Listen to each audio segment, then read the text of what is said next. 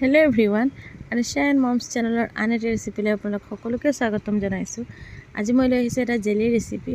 ৰেচিপিটো দেখিবলৈ বহুত ধুনিয়া আৰু বাচ্চাবিলাকে বহুত ভাল পায়।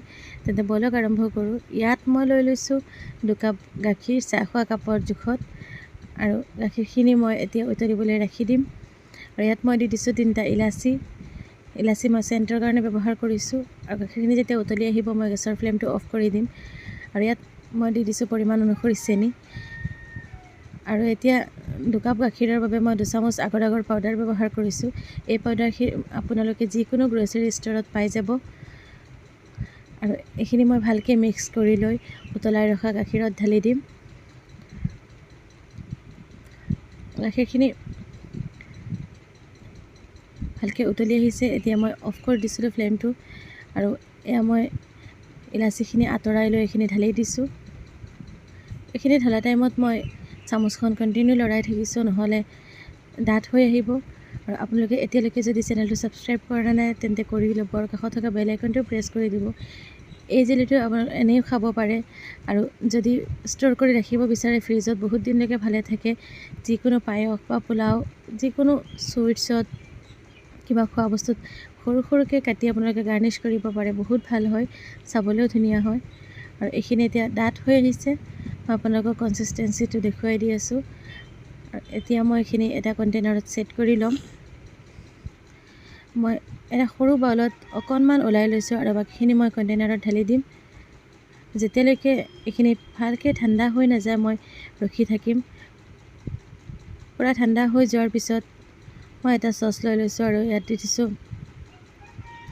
1.5 কাপ পানী। 1.5 কাপ পানীত মই 1.5 চামুচ পাউডাৰ ব্যৱহাৰ কৰিছো।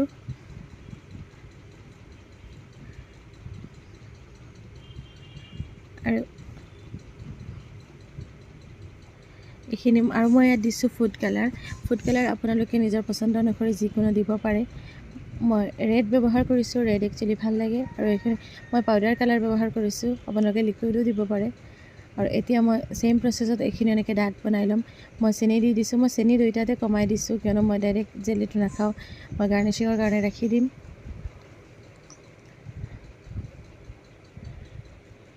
আৰু এইখিনিও ডাঠ হৈ আহিছে। আৰু এতিয়া মই এইখিনি ঢালি দিম আগৰখিনিত। মই এইখিনি এখন নাইফেৰে অকণমান উঠাই দিছো আৰু এনেকুৱা সাইডটো অকণমান আঁতৰাই দিছো। আঁতৰাই মই কালাৰিং জেলিটো ঢালি দিছো। এনেকুৱা ঢালিলে তলত এটা ধুনীয়া লেয়াৰ হৈ যাব। আৰু মই সেম প্ৰসেছত গোটেই চাৰিওফালে এনেকুৱা ঢালি দিম।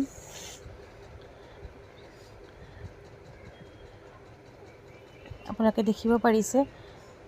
আৰু এতিয়া মই অকণমান এনেকৈ সাইডটো সমান কৰি দিছো আৰু অলপ ডেপ কৰি মই এইখিনি ঠাণ্ডা হ'বলৈ ৰাখি দিছিলো। আৰু সৰুটো ডাইৰেক্ট উঠি আহিছে, সৰু যে পটককৈ ডাঠ হৈ গৈছে। আৰু মই ইয়াতো কালাৰিং জেলিটো দি এইটো সেট হ'বলৈ ৰাখি দিছো। আৰু সেট হৈ গ'ল, মই দেখুৱাই আছো আপোনালোকক। এয়া চাওক ইমান ধুনীয়া হৈছে চাবলৈ। আৰু মই আকৌ এখন নাইফেৰে সাইড অকণমান কেক যেনেকুৱা ডিমল্ড কৰে তেনেকুৱা মই লৈ লৈছো প্লেটত। আৰু চাওক কিমান ধুনীয়া হৈছে। মই এইখিনি কাটি দেখুৱাই আছো। যদি আপোনালোকে ভিডিঅ'টো চাই ভাল পাইছে তেন্তে চেনেলটো সাবস্ক্ৰাইব কৰিব আৰু লাইক, কমেণ্ট, শ্বেয়াৰ কৰিব। একেবাৰে শেষলৈকে ভিডিঅ'টো চাই থকাৰ বাবে বহুত ধন্যবাদ।